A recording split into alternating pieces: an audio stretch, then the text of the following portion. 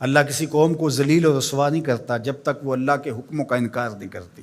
قومیں رسوا اور ذلیل تب ہوتی ہیں جب اللہ کے حکام سے رخ پھیریں اور اعراض کریں، پھر قوموں کو پیس کے رکھ دیا جاتا ہے۔ ماضی کے اندر جو قوموں کو عذاب دیے گئے تھے وہ حصی تھے، اور حضور علیہ الصلوۃ والسلام کے بعد جو عذاب آتے ہیں وہ حصی نہیں ہیں، وہ معنوی ہیں۔ ماضی کے اندر جو قوموں کو عذاب دیے گئے، ان پہ پتھر اترے، ان کے اوپر چوہوں کا عذاب آیا، ان کے اوپر مینڈکوں کے عذاب آئے، طوفان آئے، ڈبو دیے گئے، ان کی شکلیں مسخ کر دی گئی، خنزیر اور بندر بنا دیا گیا، مختلف صورتوں میں تبدیل کر دیا گیا۔ لیکن اس امت میں ایسا نہیں ہوگا، مسخ حقیقی نہیں ہوگا، مانوی مسخ ہوگا۔ مطلب کیا کہ حقیقی مسخ تو یہ ہے چہرے بدل جائیں، مانوی مسخ ہے چہرے نہ بدل جائیں، سوچ غلط ہو جائے۔ یہ ہے مسخ مانوی، اندر بدل جائے، اور وہ عذاب مانوی ہوگا، اور اس عذاب مانوی کی صورت تشتت ہے، افتراق ہے۔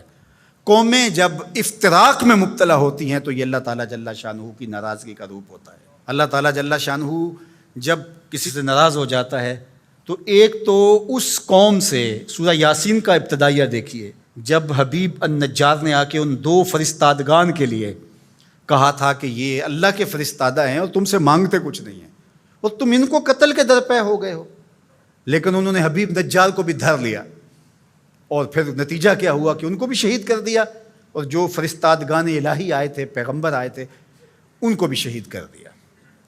اور سورہ یاسین میں وہ سارا واقعہ موجود ہے، اور وہاں پڑھیے اللہ نے جو ان کے اوپر عذاب نازل کیا۔ ایک تو وہ چیخ تھی جس نے ان کو آ لیا، اور پھر وہ جو ہے وہ اپنے گھروں میں گرے پڑے ہو گئے، اور دوسرا جو عذاب اللہ تعالیٰ نے دیا اس قوم کو، اللہ تعالیٰ نے فرمایا پھر ہم نے ان کی طرف کوئی ہادی بھیجا نہیں۔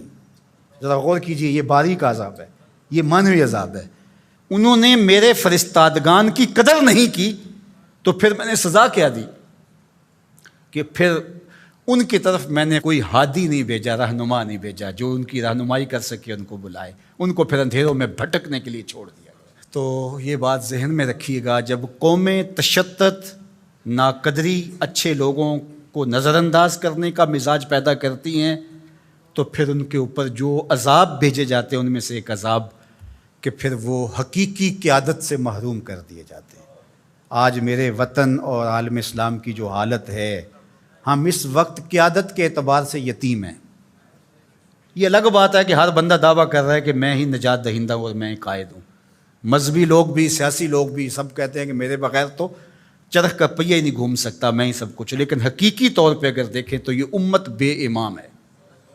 اس وقت ہمارے پاس قیادت کا فقدان ہے، اگرچہ قائدین کی بہتات ہے، لیکن قیادت، حقیقی قیادت جو درد امت کا مداوع کر سکتی ہو، جو ضرورت کی کفیل ہو، وہ قیادت آج ہمارے پاس نہیں ہے۔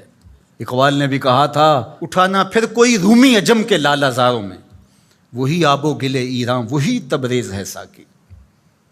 اور دوسرے مقام پہ یہاں کے حالات کا، چمن میں رخت گل شبنم سے تر ہے، سمن ہے، سبزہ ہے، باد سحر ہے، مگر ہنگامہ ہو سکتا نہیں گرم، یہاں کا لالہ بے سوز جگر ہے۔ یہ سزائیں ہوتی ہیں قوموں کو کہ ان کے اندر پھر حقیقی قیادت کو اٹھا لیا جاتا ہے، پھر قوم بھٹکنے کے لیے چھوڑ جاتے ہیں، پھر مختلف جتھوں کے ہتھے چڑھ جاتی ہے، اور آج جو ہے ہمارے ساتھ ہو رہا ہے وہ کسی سے مخفی نہیں ہے۔